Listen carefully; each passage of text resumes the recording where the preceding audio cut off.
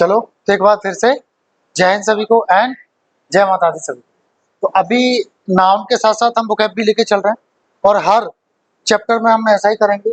कभी idiom phrases, कभी one word substitutions, कभी सिनोनिम्स, कभी एंटोनिम्स, कभी फ्रेजल वर्ब्स, ईटीसी हम सारी चीजें लेके चलेंगे ग्रामर के साथ साथ है ना। सेकंड थिंग इज, चाहे वो रीअरेंजमेंट हो आपका, चाहे वो क्लोज पैसेज हो आपका, चाहे वो स्पीड टेस्ट हो आपका, चाहे वो पैसेज हो आपका, या अन्य जो भी चीज आपके लिए रिक्वायर्ड है, पिलर्स वगैरह, वो सारी चीजें आपको कराते रहेंगे, ठीक है ना।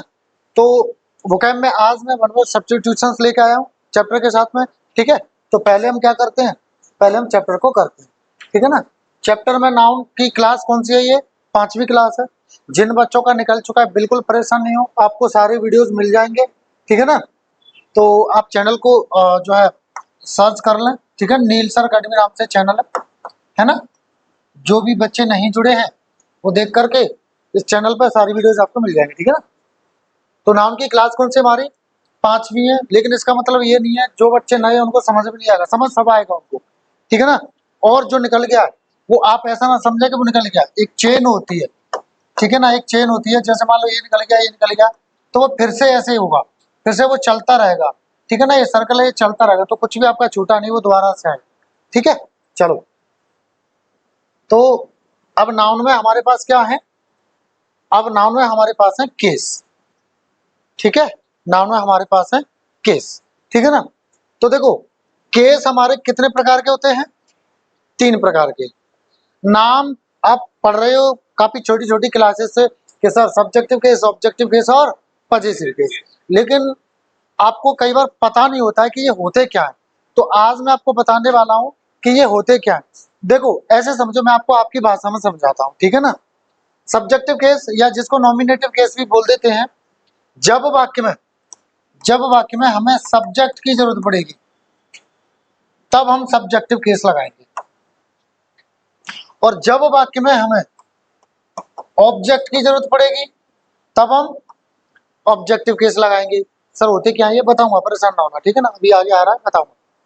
और जब वाक्य में कोई पजेशन वाली बात हो रही होगी, कौन सी बात, पजेशन वाली। अब पजेशन क्या होता है, अधिकार या संबंध को बोलते हैं हम पजेशन। तो जब वाक्य में पजेशन की बात हो रही होगी तो हम पजेसिव केस लगाते हैं।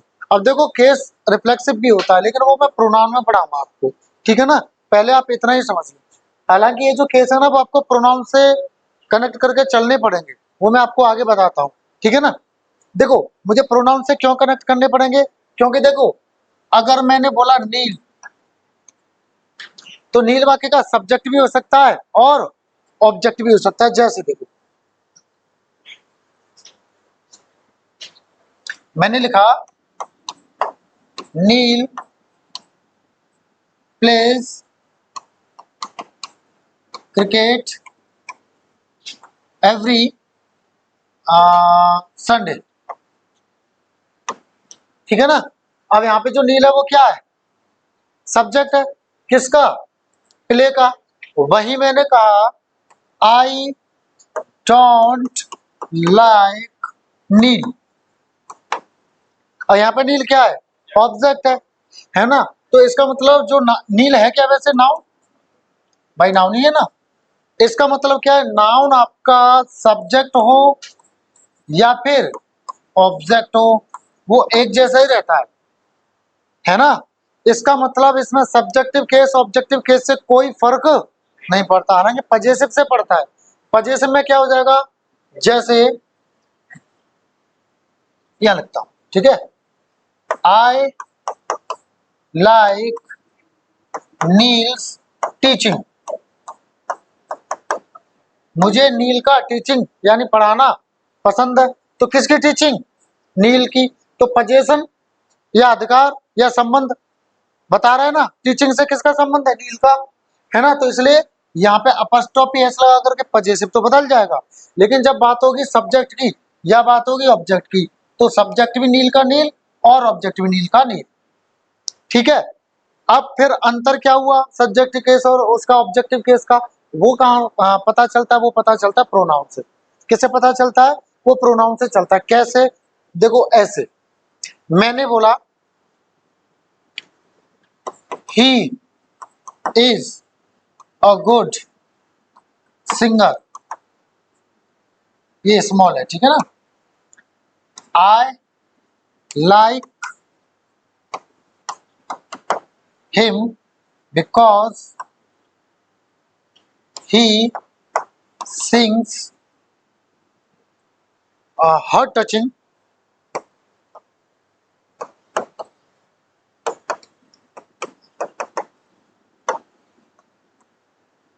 songs, ठीक है। देखो जरा, यहाँ पे ही सब्जेक्ट है किसका, इसका, तो यहाँ पे क्या हो गया, ही सब्जेक्टिव केस हो गया ये। अब देखो यहाँ पर हिम आया है, हिम आया है, अब हिम क्या है यहाँ पे, ऑब्जेक्ट किसका, इसका, ठीक है। देखो सब्जेक्ट, वर्ब और ऑब्जेक्ट। अब ये हिम है किसका, ही का। प्रोनाउन में हमें अंतर पता चलता है कि सब्जेक्टिव केस क्या है और ऑब्जेक्टिव केस क्या है। नाउन में हमें पता नहीं चलता, क्योंकि नाम तो नाम होता है, तो इसलिए इसको प्रोनाउन से कनेक्ट करके चलना पड़ेगा। समझ गए। चलो अब आगे देखते हैं। देखो जरा, तो सब्जेक्टिव केस जब वाक्य में हमें कर्ता की जरूरत पड़ेगी तब लगाएंगे, और जब वाक्य में कर्म की जरूरत पड़ेगी तब ऑब्जेक्टिव केस, और जब संबंध या अधिकार बताएगा तो पजेसिव केस का प्रयोग हम करेंगे, ठीक है ना। समझ गए। चलो आगे देखो। अब इनके बारे में यहाँ थोड़ा सा और बता दिया मैंने आपको, वैसे तो आपकी भाषा में बता दिया, ये लिखा है, इसको पढ़ लेते हैं, ठीक है ना। व्हेन अ नाउन या प्रोनाउन वर्क्स यानी कार्य करता, एज अ की तरह, किसकी तरह, एक सब्जेक्ट की तरह, वी यूज नॉमिनेटिव या सब्जेक्टिव केस, ठीक है। यानी जब कोई नाउन या जब कोई प्रोनाउन वाक्य में सब्जेक्ट या हिंदी में बोले तो कर्ता की तरह कार्य करेगा, तो वो कौन सा केस होगा, सब्जेक्टिव या नॉमिनेटिव केस होगा, ठीक है। वही व्हेन अ नाउन और pronoun works as an object, देखो यहाँ पे एन लगा है, यहाँ पे ए लगा है, तो इसको स लिखेंगे, इसलिए ए कॉन्सोनेंट साउंड है, और इसको ओ कैसे लिखेंगे, ओ, तो इसलिए एन आएगा, वॉवेल साउंड, आर्टिकल है ना, पढ़ाऊंगा, परेशान ना होना, ठीक है। हाँ, तो जब वो ऑब्जेक्ट की तरह इस्तेमाल होंगे तब वी यूज ऑब्जेक्टिव केस, ठीक है। पजेसिव केस, पजेसिव केस में क्या है, पजेसिव केस में अधिकार या संबंध बताया जाता है, ठीक है। एग्जांपल्स देख लो इसके, नॉमिनेटिव केस के।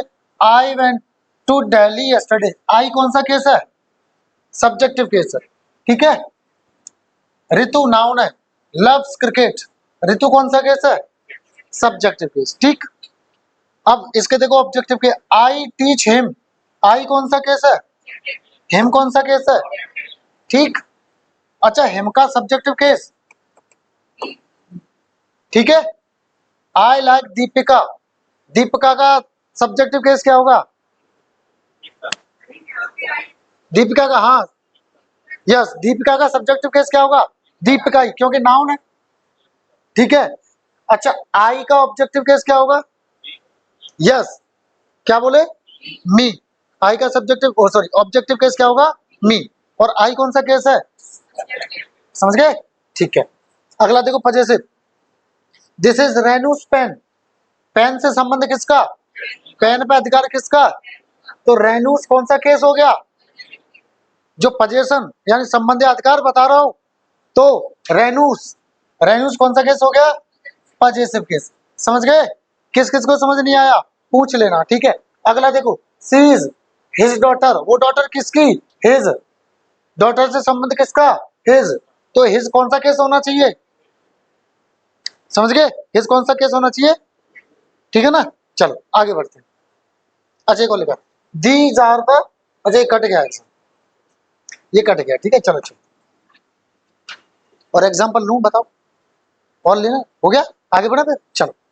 बहुत सिंपल है, बहुत बेसिक है। अब देखो, आ जाओ, अब सुनो मेरी बात सुन लो। आपको ये लगता हो कि ऐसे ही एग्जाम में जो सेंटेंसेस या क्वेश्चन आएंगे तो इतने लॉलीपॉप, ठीक है ना। हाँ, जो केस वाले ना लगेंगे लॉलीपॉप, लेकिन होंगे खतरनाक, समझ रहे हो। तो उसको ध्यान रखना, उसके रूल से मैं आपको कराऊंगा, परेशान नहीं होना किसी चीज को लेकर के, ठीक है। चलो अब देखो इस चार्ट को देखिए जरा, ध्यानपूर्वक पढ़ें इसको। ये तो आपके कौन से हैं, सब्जेक्टिव केस या नॉमिनेटिव केस, और ये कौन से हैं आपके ऑब्जेक्टिव केस, और ये कौन से हैं आपके पजेसिव केस। इसको जेनेटिव केस भी बोल देते हैं, बाहर में जाने तो बस आप पजेसिव केस समझो अभी, ठीक है ना। नाम कुछ भी हो, मतलब ये है कि अधिकार या संबंध बताते हैं, ठीक है। अब सुनो, पजेसिव केस दो होते हैं। कितने होते हैं, दो होते हैं। एक तो ये रहा और एक ये रहा। एक तो पजेसिव होता है एडजेक्टिव, जिसको जनरली हम पढ़ते हैं ना बचपन से, वो एडजेक्टिव पढ़ते हैं। और एक पजेसिव होता है आपका प्रोनाउन, इसको बहुत कम पढ़ा होता है, इसमें से ज्यादातर हमें ये याद रहता है, मेरा का असर माई और माइन दोनों होता है, लेकिन माई होता है एडजेक्टिव और माइन होता है प्रोनाउन, ठीक है। तो दो पजेसिव होते हैं, है ना। अब देखो समझो, अगर वाक्य में कर्ता की जरूरत पड़ रही है, अगर वाक्य में सब्जेक्ट की आवश्यकता पड़ रही है, तो इनमें से कोई आ जाएगा, ठीक है। अगर वाक्य में कर्ता की आवश्यकता पड़ेगी तो इनमें से एक आ जाएगा, और अगर वाक्य में कर्म की जरूरत पड़ेगी तो इनमें से कोई आ जाएगा, ठीक है। अगर वाक्य में कर्म की जरूरत पड़ेगी तो इनमें से एक आ जाएगा। और अगर वाक्य में नाउन दिया है और वहां पर संबंध या अधिकार बताया जा रहा हो तो इनमें से कोई आ जाएगा, ठीक है। नाउन दिया हो तब, और नाउन नहीं दिया हो और संबंध या अधिकार बता रहा हो तो इनमें से कोई आ जाएगा, ठीक है। मैंने क्या बोला, मेरे शब्दों पर ध्यान दें, मैं फिर से रिवाइज कराता हूं। पहले तो समझो ये केस क्या होते हैं। केस क्या होते हैं, केस आपके, वैसे तो इसको हिंदी में कारक बोलते हैं, पर ऐसे समझ में नहीं आएगा, बाहर में जाना, ठीक है। मैं जो समझा रहा हूं आपको जो काम आएगा वो समझो।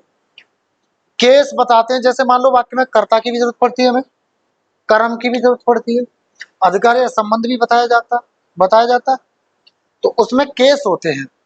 केस मतलब अगर सब्जेक्ट का केस होगा, मतलब अगर वाक्य में कर्ता की आवश्यकता पड़ रही होगी तो सब्जेक्टिव केस ले लोगे, यानी इनमें से कोई आएगा।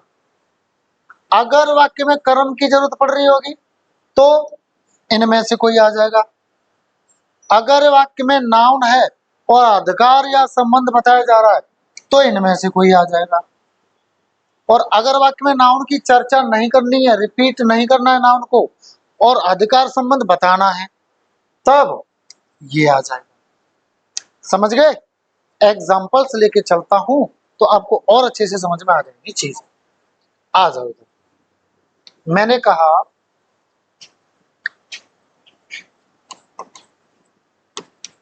हर इज अ ब्यूटिफुल वॉच। चलो मैंने ये लिख दिया, ठीक है। देखिए जरा, क्या वाक्य सही है, पक्का। क्या गलती है वाक्य में, पक्का। सब लोगों का जवाब आना चाहिए, मैं एक ही नहीं सुनूंगा, समझ लो, ठीक है। मैं एक ही नहीं सुनूंगा। हाँ जी, बताओ। हाँ, सी आएगा, ये पक्का। क्यों, रुको रुको रुको रुको रुको रुको, किसको पकड़ूं किसको, आप बताओ। पक्का, ये सही कह रहे हैं। क्या कह रहे हैं ये, नहीं आपके पीछे वाले क्या कह रहे हैं ये, खोल के बोलो, डरो मत, शर्माओ मत, मैं हूं यहाँ पे। हाँ, क्या आएगा, इसका सब्जेक्ट आएगा, और ये क्या है, ऑब्जेक्टिव केस और पजेसिव केस। ऑब्जेक्टिव और पजेसिव केस दोनों होता है ये, ठीक है ना। देखो जरा, देखो जरा, ऑब्जेक्टिव केस भी है और पजेसिव केस भी है कि नहीं, दोनों है ना। हाँ, चलो अब यहाँ कुछ भी मान लो, आएगा नहीं पर ये, आएगा नहीं पर ये, क्या आएगा, सी आएगा। समझ गए। दूसरा, मैंने कहा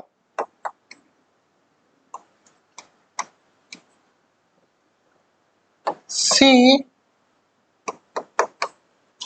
likes I because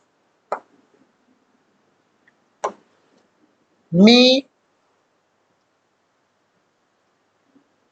like to visit C office every week। देखो मैंने ऐसे लिख दिया, रैंडम ऐसे सेंटेंस लिख दिया, ठीक है ना। जरा देखो जरा वाक्य में गलतियां हैं क्या इसमें, कहाँ पे गलती है जरा। आई को उठा दूं पहले, क्यों भाई, क्यों हटा दूं, बिकॉज है ना।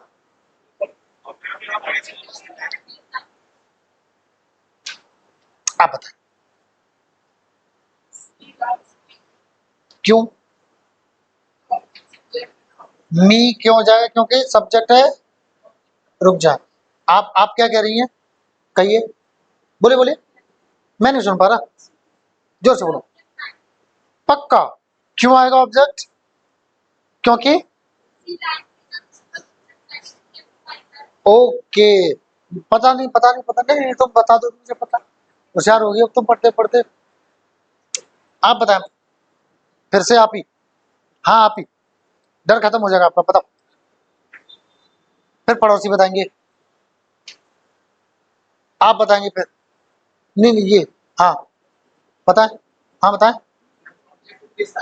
क्यों, रुक जाए, क्यों आएगा ऑब्जेक्टिव केस, समझो, नहीं आ रहा समझ में तो पूछो, क्यों आएगा ऑब्जेक्टिव केस, यहाँ ऑब्जेक्टिव केस क्यों आएगा, क्यों आएगा, पीछे वालों, क्यों आएगा। हाँ क्योंकि सर सब्जेक्ट आ चुका, वर्ब आ चुकी, और ये आ भी इनके लिए रहा है, तो जब सब्जेक्ट वर्ब आ चुकी है तो बचा क्या, ऑब्जेक्ट, तो कौन सा केस लगाएंगे, ऑब्जेक्टिव केस। अब आई का ऑब्जेक्टिव केस क्या है, आई का ऑब्जेक्टिव केस मी, तो क्या लगा दोगे, माई या माइन, मत लगा देना, ठीक है, क्या लगेगा, चलो, तो यहाँ पे क्या लगा दोगे आई की जगह, मी। चलो और बताओ, और बताओ, क्या आएगा, या मी की जगह आई हो जाएगा, कौन कौन कह रहा है आई हो जाएगा, कौन कौन कह रहा है नहीं मी रहेगा, मी वाले कितने, कौन कौन माई वाले हैं, कौन कौन अन्य वाले हैं, आप किस वाले हैं, आई वाले हैं, पक्का, वाई, वाई आई, वाई आई, क्यों आई क्यों, यस, क्योंकि यहाँ पे क्या चाहिए, लाइक को, लाइक को चाहिए सब्जेक्ट, और ये क्या है ऑब्जेक्ट, तो मी का सब्जेक्टिव केस क्या था, देखो मी का सब्जेक्टिव केस आई ना, है ना, आई, तो क्या कर देंगे आप वहां पे, आई, आई, ठीक है।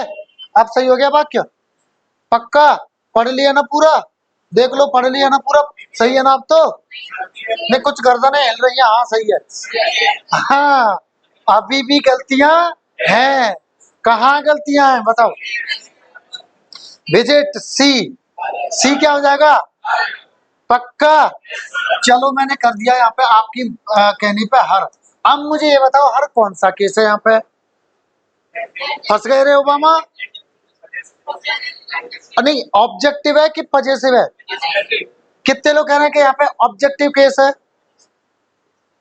कितने लोग कह रहे हैं पजेसिव केस है, कैसे पता किया कि पजेसिव केस है, क्योंकि ऑफिस से संबंध बता रहा है, किससे, ऑफिस से, और संबंध बता रहा है तो कौन सा केस हुआ, पजेसिव केस, तो हर यहाँ पे कौन सा केस है, दिखने में ऑब्जेक्टिव केस भी ऐसा ही लगता है, पर यहाँ पे कौन सा है ये, पजेसिव केस, ठीक है, अब सही है, बिल्कुल सही है ना। तो अब समझ में आ गया हमें केस की क्यों आवश्यकता पड़ती है, पक्का, बिल्कुल, और क्लियर हो गया ना केस क्या होता है, पक्का ना। आगे बढ़े फिर, चलो आगे बढ़ते, किसी को कोई चीज समझ में नहीं आई तो पूछो, समझ गए, आगे बढ़े, ठीक है। देखिए जरा, ये सब समझ में आ गया, ठीक है। अब देखो मैं इसमें थोड़ा अंतर बताऊं आपको, थोड़ा अंतर बताता हूं, ठीक है। वापस चले उसी पे चले, आ जाओ नोट पे आ जाओ वापस, ठीक है। देखो पजेसिव प्रोनाउन और पजेसिव एडजेक्टिव में अंतर क्या है, थोड़ा सा बता देता हूँ, बाकी एग्जांपल्स के साथ बताऊंगा। पजेसिव एडजेक्टिव कभी वाक्य का ना तो सब्जेक्ट बन सकता ना ही ऑब्जेक्ट बन सकता, और पजेसिव प्रोनाउन ऐसा कर सकता, ठीक है ना। दूसरी चीज, एक फॉर्मूला याद रखना, अगर पजेसिव आपका प्रोनाउन आ जाए तो वो इक्वल होता है किसके, वो इक्वल होता है possessive adjective plus noun. Noun कौन सा,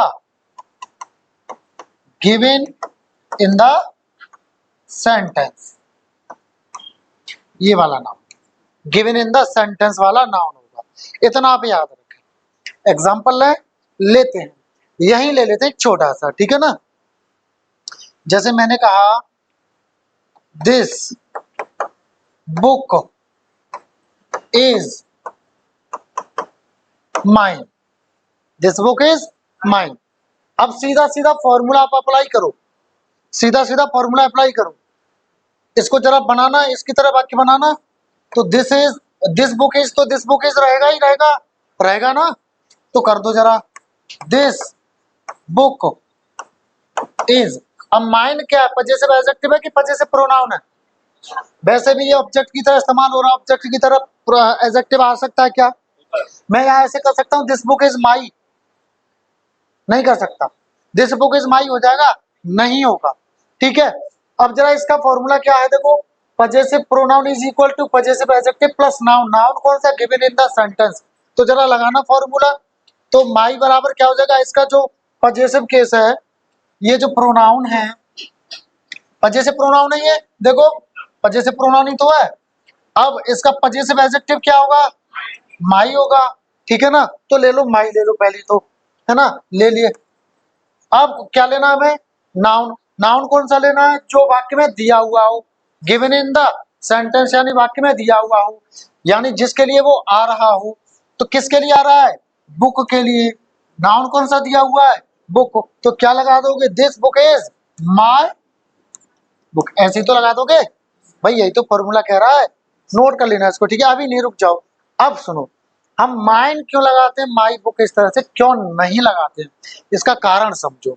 देखो इंग्लिश एक विषय नहीं है, इंग्लिश क्या है, भाषा है, तो भाषा में क्या होता है, ध्यान से समझना, ठीक है, जितने कम से कम शब्द इस्तेमाल करके, बिना किसी गलती के, बिना किसी एरर के, जितने कम से कम शब्द किए जा सके, उतने शब्द कम कर दो, उतना अच्छा माना जाता है भाषा को, उतना शुद्ध माना जाता है भाषा को। अब देखो इसको कुछ ऐसे समझो, इंपरेटिव वाक्य होते हैं, अच्छा कुछ ऐसे समझो, मैंने आपसे कहा खड़े हो जाइए, खड़े हो जाइए, मैंने ये क्यों नहीं कहा आप खड़े हो जाइए,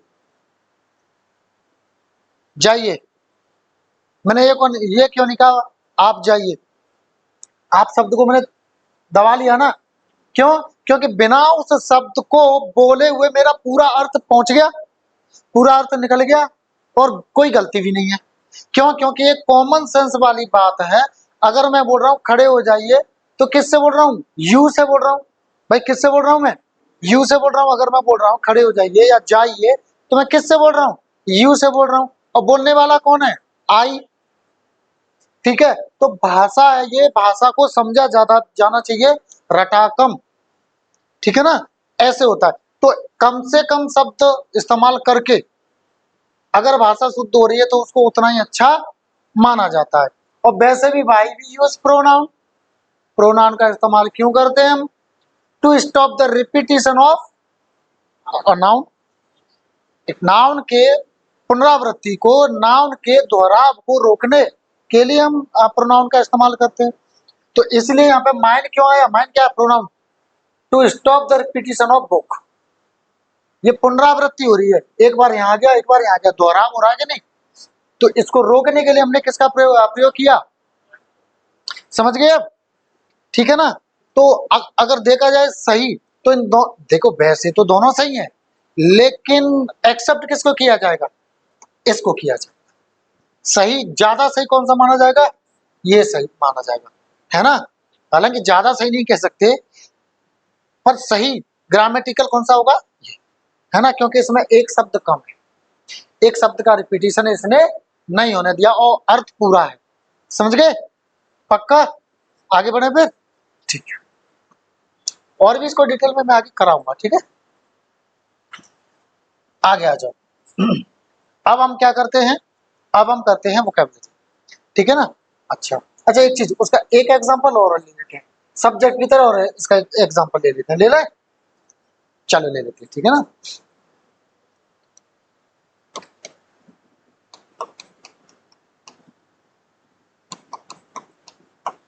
Hers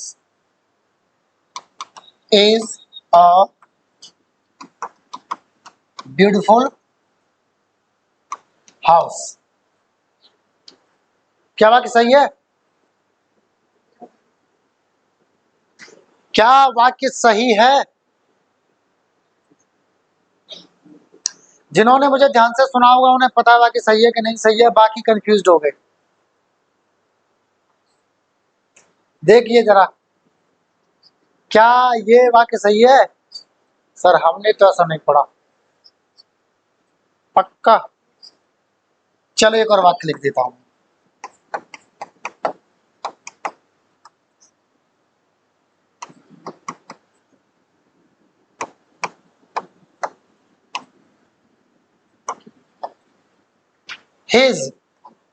His is a big farmhouse।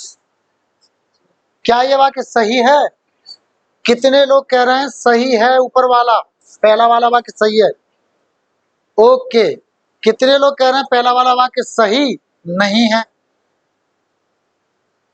कितने लोग स्मार्ट लोग हैं,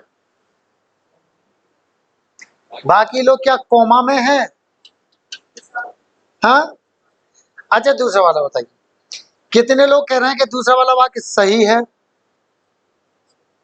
कितने लोग कह रहे हैं कि सही नहीं है, कितने लोग स्मार्ट लोग हैं, मतलब कंफ्यूज्ड हैं, हमें नहीं पता सर, पता नहीं चल रहा, बाकी लोग फिर से कोमा में हो, ठीक है भाई, कोमा से बाहर निकल के आओ। जरा एक चीज समझिए, अच्छा मुझे ये बताओ, सही कितने लोग कह रहे हैं कि ये सही है, क्यों सही है, मुझे कारण कौन बताएगा। तुम नोट्स तो नहीं खोल के बैठी, नहीं, हाँ, wait wait wait, yes you mask one, you yes, उतार लो, मेरी आवाज नहीं आ रही, हाँ। कंफ्यूज हो गया आप, एग्जैक्टली exactly. जोर से बोलिए, सही बोले आप। पजेसिव प्रोनाउन जो होता है वो सब्जेक्ट तथा ऑब्जेक्ट की तरह वाक्य में कार्य कर लेता है, और यहाँ पे इसका क्या है ये, और है को क्या ये, देखना जरा, हर्ष क्या है, हर्ष आपका है पजेसिव प्रोनाउन है, और जो कि वाक्य का सब्जेक्ट या ऑब्जेक्ट, ठीक है। दूसरा देखिए जरा, सही है, पक्का। हिज कौन सा केस है, हाँ देखो जरा, हिज आपका पजेसिव,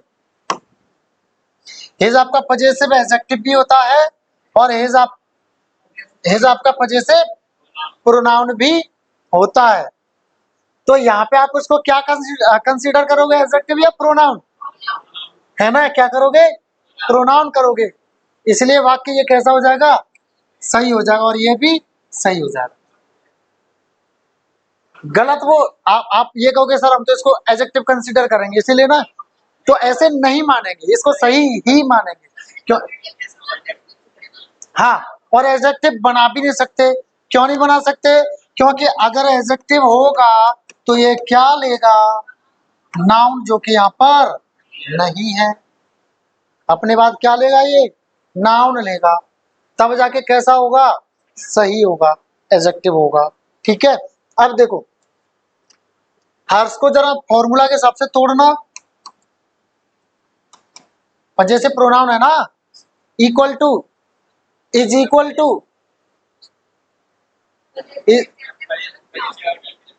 हाँ, possessive adjective plus which noun given in the sentence, जिस नाउन के लिए आया है वो। तो हर किसके लिए आ रहा है? घर के लिए आ रहा है। तो नाउन भी कौन सा है यहाँ पे? घर। तो लगा दो जरा। अब हर्ष का जो पजेसिव एडजेक्टिव है वो क्या है? तो यहां से ले लो हर, ले ली हर। अब नाउन कौन सा? तो her house is a beautiful house, ठीक है ना। लेकिन ये अशुद्ध हो जाएगा अगर मैं ऐसे लिख दूं her house is a beautiful house, तो वो अशुद्ध हो जाएगा, शुद्ध यही होगा। या तो इसको ऐसे लिख दो हर्ष इज अ ब्यूटीफुल हाउस, या इसको ऐसे लिख दो हर हाउस इज ब्यूटीफुल, या फिर ऐसे लिख दो इसको हर हाउस इज ब्यूटीफुल, तब शुद्ध माना जाएगा, ठीक है ना। क्लियर हो गया? पक्का? किस किस का क्लियर हो गया?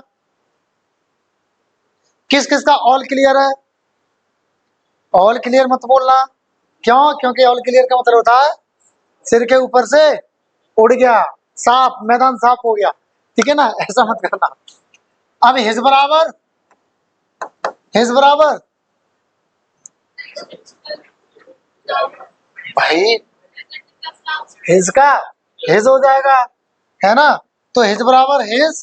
अब नाउन कौन से के लिए आया है? Farm house. तो हिज बराबर यहाँ पे क्या है? Farm house, his farm house, his बराबर हिज फार्म हाउस, ठीक है ना। अब यहाँ पे हिज क्या है?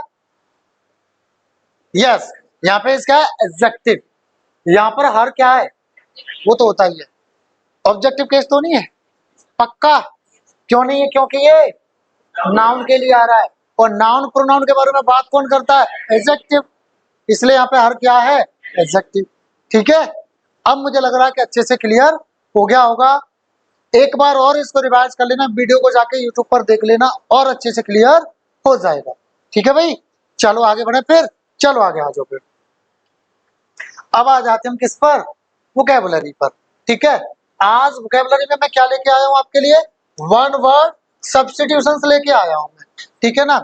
ये क्या होता है?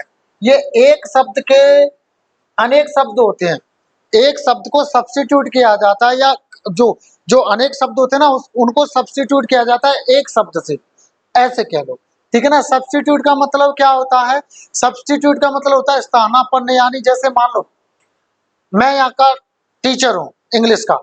अब मान लो मेरी तबीयत खराब होगी, तो मैंने बैकअप में एक, या कोई मान लो कोई सब्स्टिट्यूट की तरह मैंने रखा, ठीक है ना। सब्स्टिट्यूट यानी जो मेरी जगह आके ले ले, वो मेरा क्या हो गया? वो मेरा सब्स्टिट्यूट हो गया। शायद आईपीएल में पिछली साल एक दो मैच मैंने देखे थे, सब्स्टिट्यूट प्लेयर होता था, होता है, मैं नहीं देखता। वो आईपीएल खत्म कर देगा आप लोगों को, कुछ नहीं, वो देश के लिए नहीं खेलते हैं, वो पैसे के लिए खेलते हैं, ठीक है ना। तो मत देखो फालतू में, हम लोगों से कमाते हैं, हमें ही लूटते हैं, और सट्टा भी सिखाते हैं। आजकल जिसको देखो ड्रीम 11 पे करोड़पति बनने के सपने देख रहा है, रोज 150-200 रुपए लगा रहा है और हार रहा है ना। तो बर्बाद कर रहा है, दूर रहो, ठीक है ना। समझ गए? समझ गए ना। इंडियन प्रीमियर लीग नहीं है वो, इंडियन पनिशमेंट लीग है वो, ठीक है ना। समझ गए? हाँ चलो, तो चलो इसको देखते हैं ना। देखो पहला शब्द आपकी स्क्रीन पर है स्टोइक।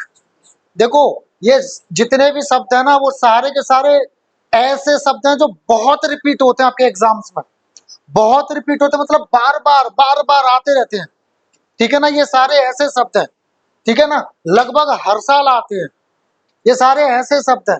तो बिल्कुल भी हल्के में मत लेना, मैं जो भी आपको वोकैब कराऊंगा वो वही कराऊंगा जो आपके एग्जाम्स में आनी है, या कराऊंगा ही नहीं, ठीक है ना। तो बड़े ध्यान से समझना।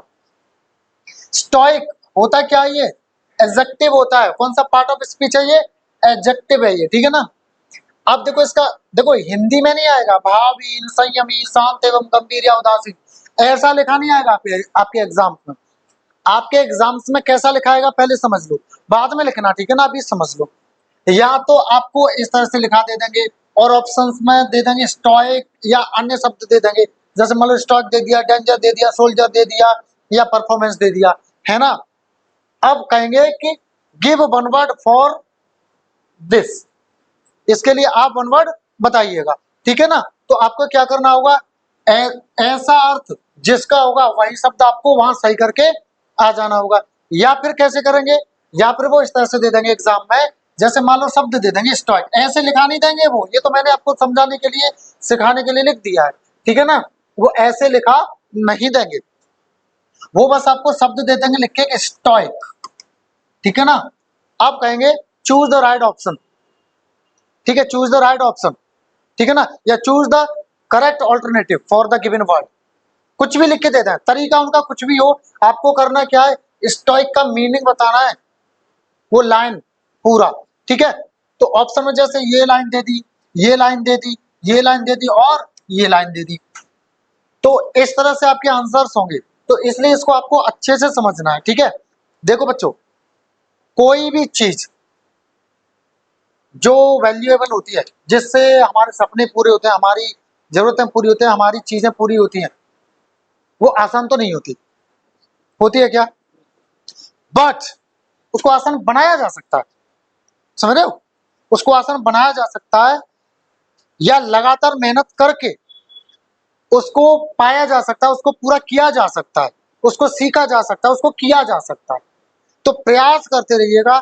एक दिन में आप समझो कि 10-20 हजार वोकैबुलरी याद कर लो, नॉट पॉसिबल, बट एक दिन जरूर हो जाएगा, समझ रहे हो ना। तो आप प्रयास करते रहिएगा, धीमे धीमे पढ़ते रहेंगे, 2-4 वर्ड्स मैं यहाँ पे कराता रहूंगा, और इसी तरह से जो मैं आपको सिखा रहा हूँ उसी तरह से आप घर पे पढ़ते रहे, आपको नोट्स वगैरह में दे दूंगा, पीडीएफ वगैरह। सभी लोग टेलीग्राम वगैरह पे जुड़ जाओ मेरे पे, इसकी पीडीएफ भी मैं आपको भेज दूंगा, ठीक है बच्चों, पीडीएफ भी मिल जाएगी आपको, परेशान ना हो। जो भी बच्चे जुड़ना चाह रहे हैं टेलीग्राम पे मैसेज करते हैं, ठीक है ना, नील सर अकेडमी नाम से आपका जो है टेलीग्राम है, ठीक है ना, इस पर आप सभी अपना जुड़ जाए, इस पर आपको नोट्स वगैरह सब मिल जाएंगे, और इसी नाम से यूट्यूब चैनल पे जुड़ जाए सभी, ठीक है। चल, तो देखो क्या होता है स्टोइक, इसको मत देखो अभी, इसको मत देखो, इसको मैं बाद में बताऊंगा, ठीक है, इसको देखो मत, आप मत देखो, बेशक आपकी आंखों के सामने, लेकिन इस पर फोकस मत करो, ठीक है ना, वरना दिक्कत होती है थोड़ा सा, ठीक है ना। चलो समझते हैं, पहले इसको समझो फिर इसको समझेंगे। समवन, समवन एक होता है समथिंग, समथिंग आएगा थिंग यानी वस्तु के लिए, समवन वन यानी व्यक्ति के लिए आएगा, याद रखना।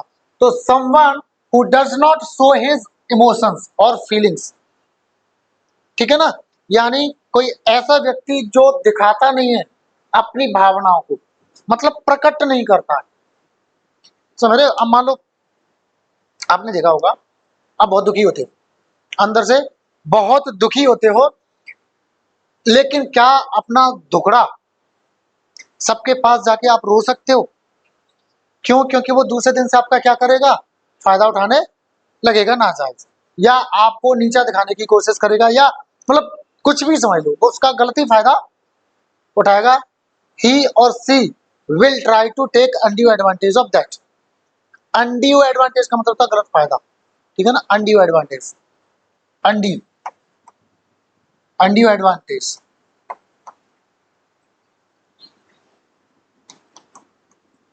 गलत फायदा, अनड्यू एडवांटेज का मतलब क्या होता है, गलत फायदा, लिख लेना जिसको नहीं पता, ठीक है ना, हाँ, है ना। तो वो अपनी क्या, आपको क्या, आप लोग क्या करते हो, अपनी इमोशंस को दबा लेते हो, अपनी फीलिंग्स को दबा लेते हो, फीलिंग कोई भी हो सकती है। अब एक चीज बताओ, मैं अध्यापक हूं आपके लिए, लेकिन ऐसा नहीं है कि मेरे अंदर इमोशंस नहीं है, मेरे साथ प्रॉब्लम्स नहीं है, या मेरे साथ जो, देखो लेवल सबका अलग अलग होता है, या चीजें सबकी अलग अलग होती है, लेकिन चीजें तो सबकी होती है ना, तो मेरे साथ भी होंगी, लेकिन क्या मैं उनको आपके सामने उजागर कर सकता हूं, नहीं कर सकता ना। बहुत सारी चीज ऐसी होती है जिनको मैं आपके सामने उजागर नहीं कर सकता, ठीक है ना, तो वही है, ठीक है। चलो, तो स्टोइक ऐसा व्यक्ति होता है, ऐसी चीज होती है कि मतलब जिसमें कोई जो है अपनी इमोशंस वगैरह को दर्शाता नहीं है, निकाल के बाहर लेके आता नहीं है, वो अपना काम करता रहता है। देखो हम लोगों को भी दर्द भी होते हैं, खुशियां भी होती हैं, दुख भी होते हैं, प्रॉब्लम्स भी होती हैं, जरूरतें भी होती है, लेकिन हम रोजाना अपने टाइम पर आकर के आपको पढ़ाना होता है, शब्दों के हिसाब से आपको एक्सप्रेशंस भी देने होते हैं, शब्द के हिसाब से आपको उस हिसाब से हंसी मजाक या डांट फटकार वो सब करनी होती है। आपके साथ प्रॉब्लम होती है, आपके साथ कोई ट्रेजेडी हो गई या कोई दुख हो गया, तो आप क्लास में मुंह लटका के ऐसे बैठ सकते हो एक तरह से। क्या हम यहाँ खड़े हो के अपनी भावना को के हिसाब से क्या हम ऐसे करके आज ऐसे पढ़ो, आज मेरा ब्रेकअप हो गया है। स्टोइक मतलब ऐसा व्यक्ति होता है जो अपनी भावना नहीं बताता है। क्या मैं ऐसे पढ़ाऊंगा और पढ़ा दिया तो क्या आप मुझसे पढ़ने आओगे? नहीं आओगे। मेरी भावना नहीं समझोगे आप, अपना मतलब काम की जो चीजें, मतलब की चीजें वो आपको चाहिए, ठीक है ना। तो मैं वहां पे क्या क्या हूं? I am stoic. मैं कैसा हूं वहां पे? स्टोइक हूं, ठीक है ना। अगर अपनी भावनाएं फीलिंग्स दबा रहा हूं तो, ठीक है ना। चलो जी, कि नहीं, इंट्रोवर्ट थोड़ा अलग वर्ड होता है, पता है ना। इंट्रोवर्ट क्या होता है, चलो मैं आपको बता देता हूँ, है ना। देखो सुनो, इंट्रोवर्ट जो शब्द होता है वो ऐसा होता है, एक एक्सट्रोवर्ट होता है इसका एंटोनिम, ठीक है। एक्सट्रोवर्ट अपने बीच मतलब भीरू भीरू समझो। जैसे मान लो अब आप क्लास में हो, आपने मुझसे, आपका पहला दिन है और आपने पहले दिन ही मुझसे आपने सवाल पूछ लिया कि सर इंट्रोवर्ट भी तो इसको बोल सकते हैं। तो देखो, आप इंट्रोवर्ट नहीं हो, आप क्या हो? एक्सट्रोवर्ट हो। लेकिन कुछ बच्चे ऐसे जो हफ्तों से मेरे पास आ रहे हैं, फिर भी वो ऐसे रहते हैं ना, सवाल ना पूछे और क्या होगा ऐसे, वो छुपे छुपे से घूमते, नहीं नहीं नहीं ये क्या सोचेंगे, तो वो इंट्रोवर्ट है, ठीक है ना। वो इंट्रोवर्ट है। लेकिन स्टोइक इज समथिंग एल्स। वो क्या होता है, जैसे मान लो आपके अंदर भावनाएं तो है लेकिन आप कह नहीं रहे। इंट्रोवर्ट का मतलब ये आपको आता बहुत कुछ है लेकिन आप उसको पब्लिकली पेश नहीं कर पाते हो, तो आप क्या हो? इंट्रोवर्ट हो। आप मतलब ऐसे समझो कि फ्रैंक एक्सट्रोवर्ट होता है, जो फ्रैंक नहीं होता है वो इंट्रोवर्ट होता है। फ्रैंक वर्ड बहुत कॉमन है, आपको सबको पता होता है। अरे he is very frank, she is very frank, कहते ना, अरे उसका चरित्र खराब नहीं है, वो फ्रैंक है यार। गलत जज मत करो, मिस जज मत करो किसी को। चरित्र खराब नहीं है, फ्रैंक है वो, मतलब खुले दिल का है, एक्सट्रोवर्ट है। समझ गए ना। तो इंट्रोवर्ट इज समथिंग एल्स। समझ गए? आगे बढ़ा, ठीक है। हिंदी में आ जाओ। हिंदी में इसका मतलब क्या है? देखो, एग्जैक्ट शब्दों को मत देखो। भावहीन, उदासीन। भावहीन मतलब जिसको भाव ही नहीं, भाव तो होते हैं पर उनको बाहर नहीं लाते हैं। संयमी, ये शब्द सही है। संयमी, संयम, संयम, कंट्रोल, कंट्रोल, फीलिंग्स पर, इमोशंस पर कंट्रोल करके रखा है, तो वो क्या है? स्टोइक है। शांत एवं गंभीर है। गंभीर और शांत, कुछ कह नहीं रहा पर बस बिकॉज ही इज स्टोइक, वो बस भावना अपनी उजागर नहीं कर, ठीक है ना। समझ गए? एग्जाम्पल्स देखो कैसे इसका इस्तेमाल कर सकते हैं एग्जाम्पल्स में। In the face of danger, यानी खतरे के सामने या खतरे के समय, the soldier remained stoic. Remained, remained है, रिमेन से बना है। रिमेन का मतलब है बने रहना, बचे रहना, बाकी रहना। अब जैसे मैं कहा, मैं अगर I remain uneducated, if I remain uneducated, इसका मतलब क्या है? मैं रह गया, मैं बच गया, मैं कैसा रह गया? अनपढ़ रह गया, अशिक्षित रह गया, ठीक है ना। समझ गए? अब यहाँ पे कैसा रहा? जैसे जब खतरा आया तो सोल्जर कैसे रह गए? स्टॉइक, मतलब अपनी भावनाएं जागृत नहीं की, निकाल के नहीं ले। भावना तो है ना अंदर, लेकिन उन्होंने जागृत नहीं की, सो नहीं की, उजागर नहीं की। समझ गए? क्यों? क्योंकि कैसा था वो? स्टॉइक था, ठीक है ना। कैसा था? स्टॉइक था। आगे बढ़े, चलो आगे देखो। When criticized for his performance at work, जब आलोचना की गई उसके प्रदर्शन के लिए काम पर, विराट रिमेन्ड स्टॉइक। विराट कैसा रहा? मतलब बिल्कुल संयमी रहा, शांत एवं गंभीर, सुनता रहा, अपनी गुस्सा तो बहुत और इसका मुंह तोड़ दूं लेकिन दबाए रखा। वो कैसा रहा? स्टॉइक रहा, है ना। कौन है? हाँ, कामली कंसिडरिंग द फीडबैक, और कामली मतलब होता है शांतिपूर्वक, है ना। कंसिडरिंग, कंसिडर मतलब मानते हुए उसको, द फीडबैक, फीडबैक मतलब होता है जैसे मैं आपको पढ़ा रहा हूं, अब मैंने आपसे पूछा कि बच्चों कैसा पढ़ाया मैंने, तो आप मुझे जो भी बताओगे तो वो मेरा क्या दे रहे हो आप, फीडबैक। कोई काम करे, आपने कोई काम किया उसके बारे में आपको कोई बता रहा है ये ऐसे नहीं ऐसे होना चाहिए था, ये ऐसा अच्छा ये वो है, तो वो क्या बता रहा है आपको, फीडबैक, ठीक है ना। हाँ, एंड यूजिंग इट और इसको इस्तेमाल करके कैसे, एज मोटिवेशन यानी प्रेरणा की तरह, काय के लिए, टू इम्प्रूव यानी सुधार करने की। यानी ये कह रहे हैं कि उसके परफॉर्मेंस की उसकी आलोचना की गई, लेकिन वो फिर भी कैसा रहा, स्टोइक रहा, है ना, स्टोइक रहा, और उसने क्या है, उसको एक फीडबैक की तरह लिया और उसको एक मोटिवेशन की तरह लिया, काय के लिए, सुधार करने के, ठीक है। तो इस तरह से हम इसको इस्तेमाल कर सकते हैं सेंटेंसेस में, ठीक। आगे बढ़े, चलो अगला वर्ड है हमारे पास इन्विजिलेटर। परीक्षा आप देते हो, देते हो ना, पक्का, ओके।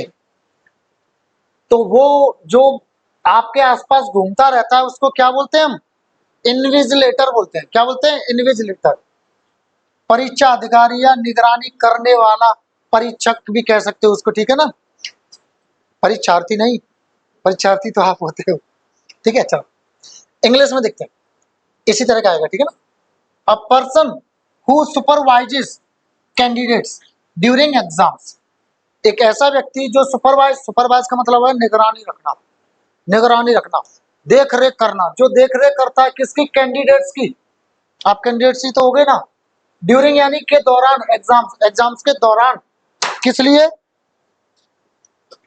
टू एंश्योर ये सुनिश्चित करने के लिए, क्या सुनिश्चित करने के लिए, दैट कि दे एडियर टू, एडियर टू का मतलब होता है नियम कानून के हिसाब से चलना, एडियर के बाद में प्रेपोजिशन टू आता है, याद और रखना, ठीक है ना। ये और आप समझ लो, एडियर का मतलब होता है देखो इसके दो अर्थ होते हैं, एक तो नियम कानून के हिसाब से चलना, और एक मतलब होता है चिपकना, ठीक है ना, चिपकना। अब देखो ये चिपकना से ही आया, आप नियम, नियम कानून के हिसाब से चल रहे हो, इसका मतलब नियमों से आप चिपक गए हो, समझ गए, ऐसे ऐसे पढ़ा करो, ठीक है। तो they adhere to the rules and regulations of the examination process, जिससे कि वो नियम कानून जो एग्जाम के हैं और एग्जाम प्रोसेस के हैं उनके हिसाब से वो चल रहे, इसलिए वो क्या था, मतलब क्या होता है वो, इनविजिलेटर। कौन होता है ऐसा जो कार्य करता है, वो इनविजिलेटर होता है, एक ऐसा व्यक्ति जो एग्जाम्स के दौरान आप पर निगरानी करता है कि कहीं कोई चीटिंग तो नहीं हो रही, कहीं कोई एग्जामिनेशन के रूल्स और रेगुलेशंस हैं उनको वायलेट तो नहीं कर रहा, ब्रेक तो नहीं कर रहा, ये चीज जो भी निगरानी करता है वो क्या होता है, इनविजिलेटर होता है, ठीक है ना, हिंदी है। एग्जाम्पल देख लीजिए जरा, ड्यूरिंग द फाइनल एग्जाम्स के दौरान the invigilator walked around the room, invigilator जो रूम में टहला, यानी वो मतलब भ्रमण करता रहा, monitoring students to prevent cheating और अनऑथराइज्ड व्यवहार। मॉनिटर का मतलब भी क्या होता है, निगरानी रखना, मॉनिटर का मतलब भी क्या होता है, निगरानी करना। तो स्टूडेंट्स को मॉनिटर किया, काय के लिए, टू प्रिवेंट यानी रोकना होता है, लिख लिया करें जो मीनिंग नहीं पता हुआ करे, प्रिवेंट मतलब होता है रोकना है, यानी रोकने के लिए, चीटिंग यानी नकल, और या फिर अनऑथोराइज्ड बिहेवियर, अनाधिकृत, अनाधिकृत व्यवहार को रोकने के लिए, ठीक है, अनऑथोराइज्ड यानी अनाधिकृत, ठीक है ना, समझ गए। आगे बढ़ते हैं, आगे देखिए जरा, अगला है वर्साटाइल। वर्साटाइल का मतलब क्या होता है, ऐसा जिसमें बहुत सारी प्रतिभाएं हों, ठीक है ना, जिसमें मल्टी टैलेंट हो, मल्टी टैलेंट्स, ठीक है ना, यानी one who is multi talented, वो क्या है, ही इज वर्सटाइल, ठीक है ना। हाँ, आगे देखो जरा, someone or something that is capable of adapting or performing in various functions or roles effectively, कोई व्यक्ति या कोई वस्तु जो कि कैपेबल यानी सक्षम है, काय के लिए, एडेप्ट करने के लिए, एडेप्ट का मतलब होता है किसी के हिसाब से ढल जाना, ठीक है ना, किसी के हिसाब से ढल जाना, या परफॉर्मिंग इन वेरियस फंक्शंस और रोल्स इफेक्टिवली, या परफॉर्मिंग यानी प्रदर्शन करने के लिए, कहा वेरियस यानी कई सारे, वेरियस का मतलब होता है बहुत सारे, लिख लें जिनको नहीं पता। वेरियस मतलब होता है कई सारे, अनेक, बहुत सारे, तमाम, बहुत, ठीक है, काफी भी कह सकते हो, काफी के पर इसके कई सारे ज्यादा अच्छा है, ठीक है ना, बहुत सारे, कई सारे फंक्शंस में, कार्यों में, या फिर रोल्स में इफेक्टिवली यानी प्रभावी ढंग से, प्रभावपूर्ण। रोल का तो जानते हो ना, किरदार, यानी जैसे मान लो मैं हूं, मैं मान लो इंग्लिश भी पढ़ा लेता हूं, जीडी भी पढ़ा लेता हूं, और क्रिकेट भी अच्छे से खेल लेता हूं, तो मैं क्या हूं, आई एम वर्सटाइल, ठीक है ना। आप भी, आप में एक से ज्यादा टैलेंट है ना, स्किल्स हैं, तो आप क्या हो, वर्सटाइल, ठीक है ना। एग्जांपल्स देख लो, बहुमुखी, जिसमें बहुत सारी प्रतिभाएं हों, है ना। चलो example, she is a versatile athlete, वो एक मतलब बहुमुखी खिलाड़ी है, यानी ऐसी खिलाड़ी जिसमें कई सारी प्रतिभाएं यानी कई सारे खेल खेल सकती है। Excelling in swimming, running and cycling. Excel का मतलब होता है अच्छा करना, एक्सीलेंट, सुना है, एक्सीलेंट सुना होगा आपने, वो किससे बना है, एक्सल से बना है, एक्सल से बना एक्सीलेंट, एक्सीलेंट होता है एग्जेक्टिव, एक्सीलेंट यानी बहुत बढ़िया, शानदार। तो एक्सल मतलब होता है अच्छा करना, बहुत बढ़िया करना। एक्सलिंग आईएनजी लग गया है, वर्ब है, ठीक है ना, वर्ब होता है, ठीक है ना। तो जो कि अच्छा कर रही है, बहुत अच्छा कर रही है, किसमें, तैराकी में, दौड़ में, और साइकिल की जो रेस होती है उसमें। तो उसमें तीन तीन प्रतिभाएं, तो सी इज वर्सटाइल, समझ गए। अगला देखिए example, the smartphone is versatile. Smartphone जो हमारा होता है, जो स्मार्टफोन हमारा होता है वो क्या होता है, वर्सटाइल होता है। इससे हम कॉलिंग भी कर लेते हैं, मैसेज भी कर लेते हैं, इंटरनेट भी सर्फ कर लेते हैं, पता नहीं क्या क्या कर लेते हैं। तो ये क्या है, वर्सटाइल है। देखो जरा, the smartphone is versatile serving as a camera, जो कि सेवाएं दे रहा है। सर्विंग का मतलब है सेवाएं दे रहा है, सर्व यानी सेवा देना, सर्व यानी सेवा देना या करना। अब सुनो, सर्व का मतलब आपने सुना है ना, परोसना, खाना परोसना के लिए सर्व, तो परोस रहा है खाना, इसका मतलब क्या कर रहा है, वो आपको सेवा दे रहा है। क्या दे रहा है, सेवा। मैं भी, I am also serving as a teacher, मैं भी सेवा दे रहा हूं एक अध्यापक के रोल में, एक अध्यापक की तरह, तो मैं भी क्या कर रहा हूं, सर्व कर रहा हूं। आप भी कहते हो ना, why do you want to this job, मान लो एक डिफेंस से जुड़ी हुई हो, तो आप क्या कहते हो, I want to serve the nation, मैं देश को सेवा देना चाहता हूं, मैं देश की सेवा करना चाहता हूं। तो सेवा देना या सेवा करना, ठीक। देखो जरा, तो जो है सर्विस दे रहा है, सेवा दे रहा है एज अ की तरह, camera, music player and internet browser all in one device, एक ही डिवाइस में सारी चीज, ठीक है ना। चलो ये हो गया, ये देख लो कोई चीज हो तो।